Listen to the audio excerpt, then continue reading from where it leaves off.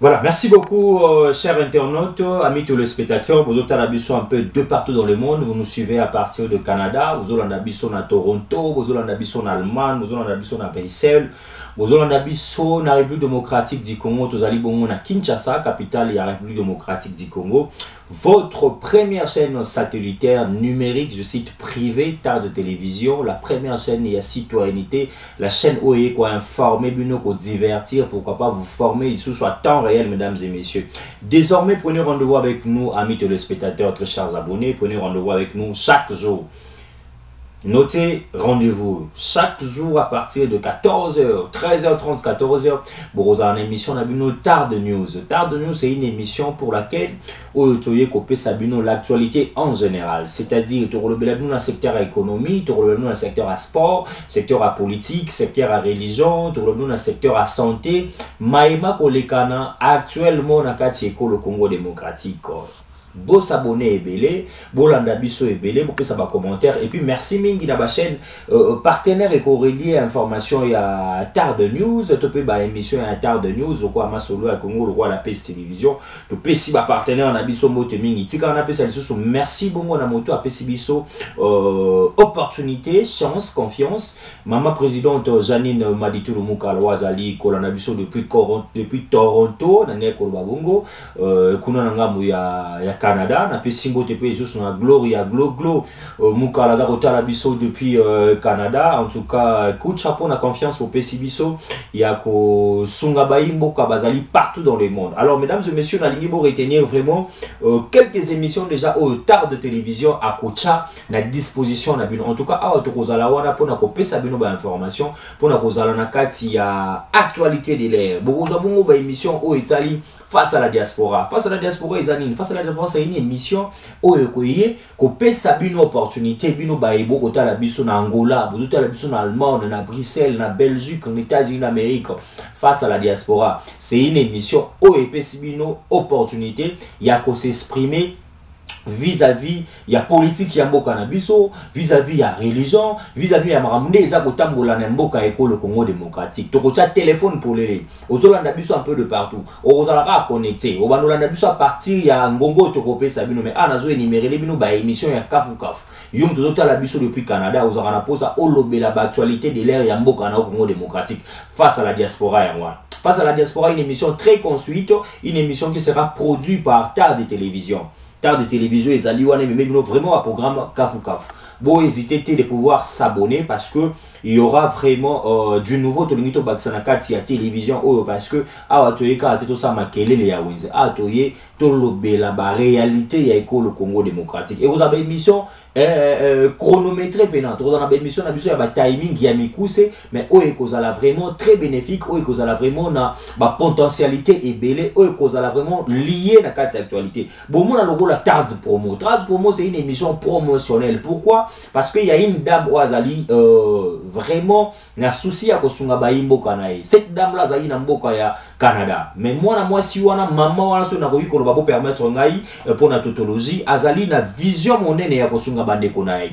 Achana mboka oyo Congo démocratique structure moko to bengi Tard de News. Alors na kati ya Tard de News wana bozomona azali na service ya gardiennage, azali na service ya hôtellerie, azali na service ya décoration interne et externe, azali na service ya location ba véhicule, azali na service ya location ba voile ba marieux, azali na service ya encadrement ya bilenge na kati ya coupe couture, na kati ya secteur ya audiovisuel. Nyonso wana to bengi yango Tard multi service. Tard multi service siko ezali émission moko oyo tokobanda kolobela secteur na secteur. Tokoyanda kisa toye moko ya lundi, toye kolobela secteur ya informatique. Tokozala bongo na ba encadreur, ba professeur, o bazali habilité, bazali mieux placé. Ya koyisa biso comment est-ce que na kati ya service au département en informatique makambole kaka. Est-ce que ba futi saka ba mongo na Tard multi service? Est-ce que ba futi saka ba droit topé maman Janine Maditulu azali mwasi o asepela sunga ba congolais. Na ina secteur lokola ya gardiennage, secteur lokola ya agriculture melona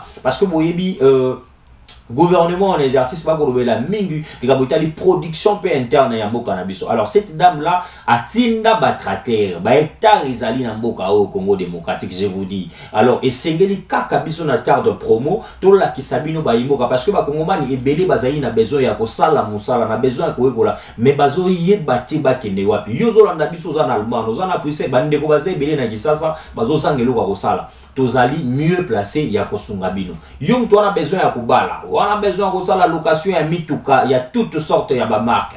Range Rover, marque X, je sais pas moi, arrière, Fuga, on a besoin de mituka nyonso ya qualité. Ko hésiter te ba TX ezali, ko hésiter te ya ko contacter biso, ya ko la location na yango to bi ke to concevoir tard de promo justement ya ko la bino diaspora na bana ya Congo nini oyo tard de métier service azanango. Le peuple s'exprime. Ah nesika marabu bana. Le peuple s'exprime ezali émission aussi ko epesi ba kinois, ba congolais, espace ya bo s'exprimer bolo ba makanisi na bino. Nini bozo banza na régime oyo nini bozo mona eza kotambola te nini bozo mona ke sengeli mokonza mboka asala na lombango pour que na fait un mandat na ye azala redevable et azala na ba compte à rendre devant sa population. Le peuple s'exprime ezali émission eza na couleur politique te yonde ko la muka yonde ko FCC soki ozali peuple congolais okozala na téléphone na yo kobenga bokomona tokokita na terrain tokolobisa batu vis-à-vis ya ba sujet autre bana kocha au peuple à s'exprimer. Tozaï sous une tard de nuit, nous sommes mission à l'élu, tard de nuit, parce que tu recoues, on a un numéro, quelques émissions, tard de nuit, c'est une émission. Oyo et qu'on a la conserver il y a copé sabino ba information en temps réel bota la décision bazui bota la conseil de ministre le kolobaki bota la patati patata neto bengi tard de news. Alors tous ali bongo pe na droit de savoir lelo na mboka na biso moto nyonso alinga yeba mibeko lelo na mboka na biso moto nyonso alinga yeba évolution ya mboka na biso comment est-ce que makambo za kotambola. Alors tala tina été tokotia na disposition na bino les avocats qualifiés na lobi bien les avocats juristes maîtres qualifié au bandako ya wana to bandako pona ndeti na ko ba fragrance likambo itali infraction ya fragrance elingi ko banini likambo itali imputation dommageable elingi ko banini likambo itali to bengi likambo itali ba insulte publique nini ezali ba peine nango elingi ko banini likambo itali ba sujet zali tellement bien na secteur na biso ya droit au to benga ba spécialiste en attente de télévision to développer. En même temps, vous allez na Masolo ya Congo. Masolo ya Congo, c'est une émission où il peut sa opportunité na bana ya mboka. Aux alliés politiciens, aux alliés pasteurs, aux alliés docteurs, aux alliés archibishop, aux alliés nani, aux alliés sokika, aux alliés moana Congo. So aux alliés ta Brazzaville, Rwanda, to yambayote. Awa to yambaga, moto azali moana ya Congo. Autour de cette émission Masolo ya Congo, to yebana koso la maimatali, école na biso. Alors au finish, nous avons une grande émission. Là, je cite, en tout cas, c'est une grande émission. Salon d'honneur de Constance. Salon d'honneur de Constance, ils allaient émission Oyo. Eko banda koyambaga batu bazala constant, fidèle, pe na loyauté na secteur na esongolo pakala. Ndakisana loba. Toyebi enseignant songolo pakala. To professeur X ou Y. Atikala la transmensité, azagi professeur, to moni lobby, a commis chauffeur, a commis politicien, te to lingi bato abongote. Masolo ya Congo soko yebike, ye azalaka ka professeur, to koyambaye, ndakisa le professeur kamba ibwacha na pe simbote sika kolanda biso, ndakisa le professeur Emile Ngoika songo na pe simbota ko sika kolanda biso, ndakisa ba professeur bazali ebele pour ne citer que ba wana ndakisa professeur Yoka na pe si DG sika de Moïse Bouyaleka na kati Institut national des arts na pe simbote DG Yoka na pe simbote na ba professeur ebele bazali kolanda biso na ba université professeur Moufé le David baza vraiment ebele kolanda émission wana. Je prends le cas dans le secteur politique. Ozalaka moto de PES. Banda to ebi création de PES salama yo zalaka na de PES yeba ki salon d'honneur de Constance et Koyambayo. Ozala médecin, banda ozala médecin au changeate comme moi je sais pas moi salon d'honneur de Constance et Koyambayo. Et puis il faut reconnaître que salon d'honneur de Constance c'est une émission de production interne et externe. Ce qui est externe, ils ont disposé service y a sécurité, service y a accueil, service y a gardinage, service y a moyen de transport, na marque na y a ba voiture mi balé ya Range Rover. J'ai dit bien Ce qui te pas na yo se déranger te tokoya wana en tout cas avec l'équipe mobile. Régie mobile Nabiso, accompagné la sécurité, service traiteur Nabiso, et puis en même temps, mi tout Nabiso mi balai, ozo comme ma matériel, peu ozo ma présentateur kaka, na ba hôtesse nae pour na émission wana salon d'honneur de Constance. Ce qu'on se pelliko ya na plateau Nabiso te, biso to se déplacer to ya wana pour na ko sala émission wana na yo du début jusqu'à la fin. Mesdames et messieurs, voilà pourquoi on a ces là qui n'a pas sabino moi annonce ya ba émission mais aussi que le lezali na cadre ya tard des news. Vous avez déjà ba information au ezali na cadre école Congo démocratique. Premièrement, c'est que vous retenez que moi na mboka Jakinda là, ozali présentateur, ozali président ya bilenge ya ensemble pour la République ya Moïse Katumbi na ba dossier boka qui ningana ki lorsqu'il la sala qui sortie médiatique aloba ki boye patati patata.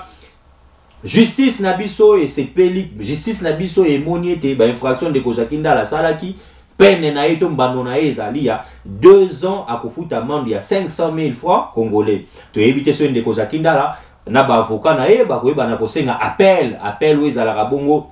Tant moni jugement à liboso ça malamu te habité na moni basambisi dossier okito côté bakati na lombango tika na sala appel kasi appel ezala peka kalikambo ekotala soki ba jugement kokoso ezalaki ba koyeba na kokitsa peine mais mususu peza soki ba moni ke fragrance ezalaki makasi to ba infraction ezalaki ya mingi bisu ba matisaka pe bisu ba matisaka pe au moins mutazaki na sema ke ko saisir appel ba matisi besoin information na ngambu wana. Alors to kopesa sabino sur information na ngambu ya religion. Notre cardinal, Papa Laurent Monsengo, Bouébete Mokomo, Alelonde Tokunda, qui est l'obézalaki ba hommage officiel, le deux présidents, président Nabiso Ekolo Félix Antoine Tshisekedi, Chilo Mona Molok Nae Congo Brazzaville, Denis Sassou Nguesso Bazalaki, Wana Pona ko rendre ba derniers hommages na mwana mboka cardinal Laurent Monsengo. Mais jour wana peka kandeko Fridolin ambongo azwaki parole pona koloba. Asaki discours nae oye pesi mbilinga na kati ya actualité na kati ya toile na bato bosusu bako banta ke ba message wana ezalaki vraiment sikate sengelaki monsieur Fridolin amonga bana ko lancer mbela wana parce que ba caméra ezalaki braqué la radio télévision nationale congolaise azwaki yango na retransmission directe mais comment est-ce que ndeko Fridolin amonga ko pesa ba message oya pesi bolanda ki yango un peu de partout bosi bana moi mokuse ndeko Fridolin amonga alobaki loka mutu yo ba mingi baza ko sepelate okoki koya kolela ndeko cardinal Laurent Monsengo te soki peuple no aza kolela nzala courant ma ezalite oyo ningisi batebele babite komi ba message moko politique ndeko Fridolin sengela ki aluka kana ye aluka place ni ya koki koloba. Alors biso lokola tard de news ko pesikaka information, c'est-à-dire na yo pesiko zola na biso pesa biso réaction na yo komela biso message lolenge kan yo yambaki message ya mwana mboka Fridolin Ambongo. Tout ça, on a justement coupé sa bonne information. Tu peux 6 mois de détails. C'est à vous maintenant. Yako, peut sa analyse na bino. Sujet monsieur Zali que le long de ça l'émission vous pouvez que grève ya ba médecin. Nio so ya école Congo démocratique eza kokoba. Ba médecin nio so ba sala na ba hôpital privé. Qu'est-ce que je dis? Ba hôpital ya l'état. Ba banaki grève na bango uta mokolo ya mardi. Pourquoi? Parce que selon bango gouvernement a sili ko respecter te ba makamunyo so alobaki ba amélioration ba salaire ba prime et tout mais biso tozo ko misenga ba médecin to ko mituna ba médecin bazo banda grève pandémie ya COVID-19 yango ezoko ya makasi soki batu bazu baka ebele surtout plus to yebi ke babilo ba COVID-19 ezali mingi traité ezali mingi soigné na ba hôpital ya l'état ba sali ba dokotolo ya l'état ba ko simba te to ko suka wapi mula matari asala musala nae pesa biso pe makanisi na yo bisika yo ozali mwana mboka l'honorable Denis Esanga yepe asali mouvement na ye sengeli koyeba tolobi mouvement na ye non na glissement pour 2023 glissement mo ko sala maté sengeli to ke na maponomi ezali démocratie tolobaki mokonza mboka na biso za ko bunda po ete tozala na état de droit tozala na démocratie mais epelisi moto pe na kati ya toile bato mususu ba ko benga azali na constance te bato mususu bazali ko benga ba ke ya kozala gauche à droite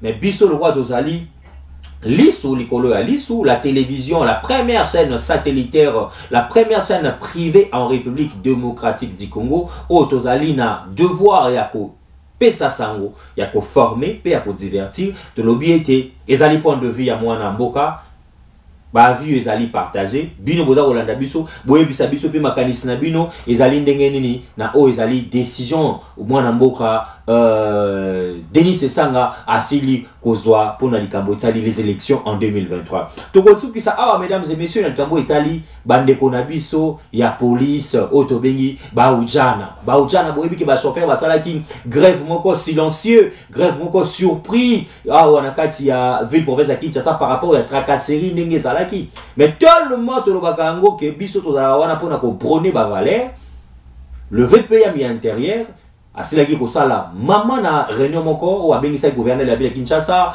mwana mboka général Silvano Kasongo ya ville province ya Kinshasa bazalaki na président ya seko ya bakumbi tukutuku ba chauffeur en général pour na kotala likambo ba chauffeur ba déploraki tracasserie leki makasi Zimbabwe décision ezwamaki soda moko te bokomona lisu na nzela to policier to ujana a tracasser bino bandeko ba chauffeur to bakumbi tukutuku yo muto za libana mboka so za ba mituka na wesala ka chauffeur na wako saote l'état si a zui ba décision ko longola ba policier likambo tali tracasserie bazana kotala comment est-ce que ba kolongola likambo wana ko tracasser batu mais jusque là bazaki na moratoire ya une semaine ba bakiseli bango si je me trompe pas 2 semaines au kiti mokolo le 2 août biso to kosenga na ba chauffeur ba se comporter malamu et puis en ce net moment oyo moratoire wana ndeke ito eko remarquer to eko constater na bato bazaka na ba documenter ba bimi na banzela ba ko sala transport c'est ce qui crée les embouteillages bato beli bozo baka reso tout moto eye mais aboutir te na solution mais vous ne tenez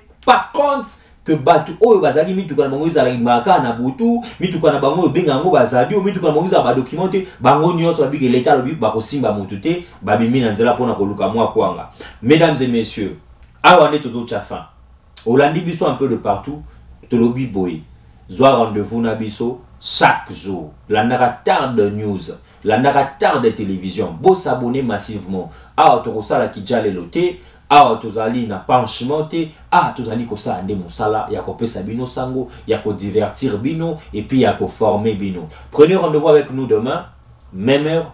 Et puis abonnez-vous massivement pour vos informations à temps réel. Merci l'équipe technique Mobimba. Merci Nandeko Israël Mbuyazaki Nabiso Play. Merci Nandeko Roli Yazaki Nabiso Nasima Yabili, notre réalisateur monteur. Merci na maman Jessica. Merci Bongo na la patronne, maman Janine Maditoulou, maman sociale, maman Okaralito, il y a peuple congolais. Merci pour nos conseils, merci pour nos coaching. Tozawana et merci bingi na bande konabiso ya diaspora. Je sais que tant que banda face à la diaspora vous allez belé à participer à l'émission. Prenez rendez-vous avec nous prochainement. Ce qui est soit zongité.